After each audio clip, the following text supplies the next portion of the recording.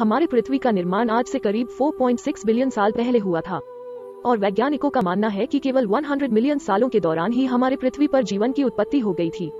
पिछले 4.5 बिलियन सालों के दौरान हमारे पृथ्वी पर कई लाखों तरह के जमीनी, समुद्री जीव और पौधों की प्रजातियां अस्तित्व में आई।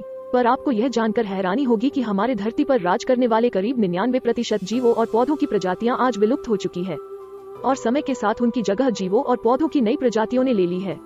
यह सिलसिला कई बिलियन सालों से चल रहा है, जिसे सामान्य भाषा में एवोल्यूशन कहा जाता है। हमारे धरती के 500 मिलियन सालों के इतिहास के दौरान वैज्ञानिकों ने 5 भयानक मास एक्सटिंक्शन का पता लगाया है। इन मास एक्सटिंक्शन के दौरान हमारे पृथ्वी पर कुछ ऐसी भयानक घटनाएं हुई जिसके कारण उस समय हमारे धरती पर राज करने वाले करीब 75% से लेकर 90% जीवों और पौधों की प्रजातियां पूरी तरह विलुप्त हो गई। पर इन सभी मास एक्सटिंक्शन के बाद हमारे धरती पर जीवन फिर एक बार नए सिरे से पनपा और नए प्रजाति के पेड़ पौधे और जीव अस्तित्व में आए। हमारी धरती पर आखिरी मास एक्सटिंक्शन आज से करीब 66 मिलियन सालों पहले क्रिटेशियस काल में हुआ था, जिस दौरान हमारे पृथ्वी पर राज करने वाले विशालकाय डायनासोर्स और करीब 80% जीवों का अंत हो गया। भले ही इस मास एक्सटिंक्शन ने डायनासोर्स को पूरी तरह खत्म कर दिया, पर इस एक्सटिंक्शन की सबसे महत्वपूर्ण बात यह थी कि इसने हम आधुनिक मानवों और मैमल्स को इवॉल्व होने का रास्ता खोल दिया।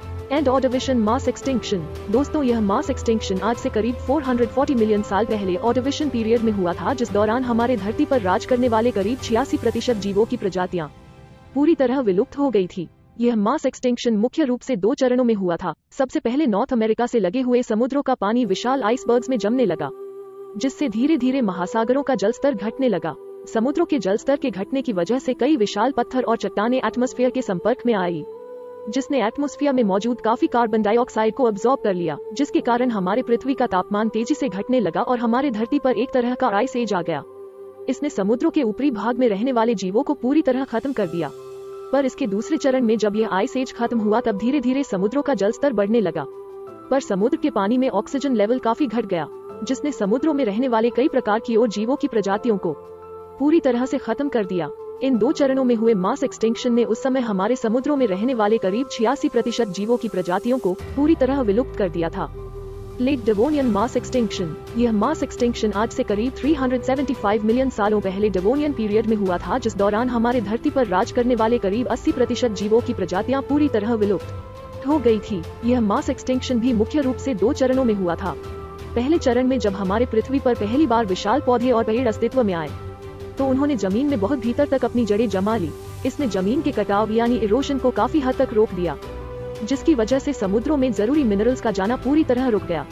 इसकी वजह से समुद्रों में रहने वाले एल्गी की मौत होने लगी, क्योंकि ये मुख्य रूप से जमीनों से आने वाले मिनरल्स पर निर्भर रहते थे।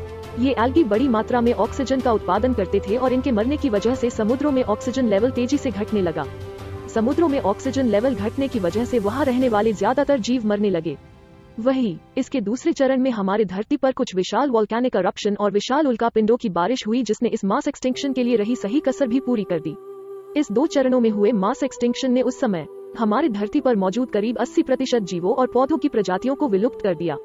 N Permian mass extinction. यह मास एक्सटिंक्शन आज से करीब 250 मिलियन साल पहले पर्मियन पीरियड में हुआ था, जिस दौरान हमारे धरती पर राज करने वाले करीब 96% जीवों की प्रजातियां पूरी तरह विलुप्त हो गई थी। इस एक्सटिंक्शन को द ग्रेट डाइंग के नाम से भी जाना जाता है, जिसे हमारे पृथ्वी के इतिहास का सबसे भयानक मास एक्सटिंक्शन माना जाता है। इस दौरान हमारे धरती पर जीवन का लगभग अंत ही हो गया था। सबसे पहले साइबेरियन ट्रैप्स में भयानक वोल्केनिक eruption हुआ, जिससे बड़ी मात्रा में लावा और खतरनाक कार्बन डाइऑक्साइड निकला। लावा ने अपने रास्ते में मौजूद विशाल कोल बेसिन्स के भंडार को भी जला दिया, जिससे बड़ी मात्रा में कार्बन डाइऑक्साइड, मीथेन और दूसरे ग्रीन हाउस गैस उत्सर्जित हुए और एटमॉस्फेयर में मिल गए। समय के साथ ग्रीन हाउस गैस ने हमारे पूरे धरती के एटमॉस्फेयर को ढक लिया, जिसकी वजह से धीरे धीरे धरती का और समुद्रों का तापमान बढ़ने लगा। साथ ही एटमॉस्फेयर में मौजूद खतरनाक गैसों की वजह से धरती पर एसिड रेन होने लगी, जिसने समुद्रों को एसिडिफाई करना शुरू कर दिया, जिसकी वजह से समुद्रों में रहने वाले बहुत सारे जीवों का अंत हो गया। साथ ही इसने जमीन पर मौजूद लगभग सभी पेड़ पौधों की प्रजातियों को नष्ट कर दिया था, जिसके बाद रही सही कसर समुद्रों में कम होते ऑक्सीजन लेवल ने पूरी कर दी। समुद्र में ऑक्सीजन लेवल कम होने की वजह से विशाल समुद्री जीव धीरे धीरे मरने लगे। इस मास एक्सटिंक्शन के चलते उस समय धरती पर रहने वाले करीब 96% जीव और पेड़ पौधों की प्रजातियां विलुप्त हो गई। And Triassic mass extinction. यह मास एक्सटिंक्शन आज से करीब 200 मिलियन सालों पहले ट्रायासिक पीरियड में हुआ था, जिस दौरान हमारे धरती पर राज करने वाले करीब 80% जीवों की प्रजातियां पूरी तरह विलुप्त विलुप्त हो गई थी। धरती के इतिहास के सबसे खतरनाक mass extinction the great dying के बाद हमारी धरती पर जीवन कुछ हद तक फलने फूलने लगा था, पर तभी धरती पर एक और विशाल मास एक्सटिंक्शन आ गया। इस मास एक्सटिंक्शन की मुख्य वजह उस समय सेंट्रल अटलांटिक मैग्मेटिक प्रोविंस यानी आज के अफ्रीका महाद्वीप में आए वोल्केनिक एक्टिविटी को माना जाता है। इस खतरनाक वोल्केनिक eruption की वजह से भारी मात्रा में लावा और दूसरे ग्रीन हाउस गैस निकले, जो कि हमारे धरती पर भयानक क्लाइमेट चेंज की वजह बने। ग्रीन हाउस गैस और एसिड रेन की वजह से महासागर एसिडिफाई होने लगे और उनके pH लेवल में भयानक बदलाव आया, जिसके कारण महासागरों में मौजूद जीवों की कई प्रजातियां मरने लगी। साथ ही जमीन में मौजूद पेड़ पौधों की कई प्रजातियों का अंत हो गया। इस भयानक आपदा की वजह से हमारे धरती पर उस समय राज करने वाली जीवों और पेड़ पौधों की करीब 80% प्रजातियां पूरी तरह विलुप्त हो गई। एंड क्रिटेशियस मास एक्सटिंक्शन, यह मास एक्सटिंक्शन आज से करीब 66 मिलियन साल पहले क्रिटेशियस पीरियड में हुआ था, जिस दौरान हमारे धरती पर राज करने वाले करीब 75% जीवों की प्रजातियां पूरी तरह विलुप्त हो गई थी। यह मास एक्सटिंक्शन मुख्य रूप से 2 कारणों की वजह से हुआ था, जिसने विशालकाय डायनासोर्स और दूसरे जीवों की लाखों प्रजातियों का खात्मा कर दिया। सबसे पहले आज से तकरीबन 66 मिलियन साल पहले करीब 15 किलोमीटर विशाल एस्टेरॉयड अचानक हमारी धरती से आ टकराया। इस एस्टेरॉयड के धरती से टकराने के तुरंत बाद ही सैकड़ों किलोमीटर दूर तक आग का गोला फैल गया था, जिसने अपने रास्ते में आने वाले जीवों को तुरंत ही राख में बदल दिया। इस टक्कर से समुद्र में कई मीटर ऊंची खतरनाक लहरें उठी, जिन्होंने आधी दुनिया में तबाही मचा दी थी। इस टक्कर के बाद निकले धूल और राख धीरे धीरे आसमान में फैल गए, जिसके कारण हमारे धरती का वायुमंडल कई महीनों तक गैस और डस्ट से पूरी तरह ढक गया, जिसके कारण सूरज से आने वाली प्रकाश की किरणें धरती की सतह तक पहुंचना बंद हो गई। इसकी वजह से हमारी धरती का तापमान कई डिग्री सेल्सियस तक गिर गया। अचानक आए इस महाविनाश की वजह से जीव जंतुओं और पौधों की कई प्रजातियां तुरंत ही नष्ट हो गई। कुछ महीनों बाद धीरे धीरे पृथ्वी के वायुमंडल से गैस और डस्ट साफ हुआ और प्रकाश की किरणें धरती तक पहुंचने लगी।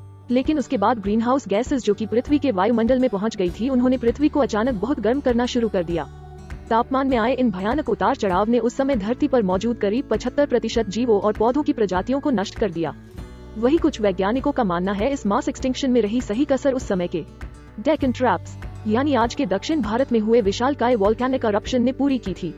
ये वोल्केनिक eruption बेहद ही खतरनाक थे, जिनसे भारी मात्रा में कार्बन डाइऑक्साइड और खतरनाक ग्रीन हाउस गैस निकले, जिन्होंने बचे हुए जीवों का खात्मा कर दिया। पर इसी मास एक्सटिंक्शन के बाद मैमल्स और दूसरे जीवों की प्रजातियां अस्तित्व में आई, जिन्होंने कई लाखों सालों के एवोल्यूशन के बाद जाकर हम इंसानों का रूप लिया।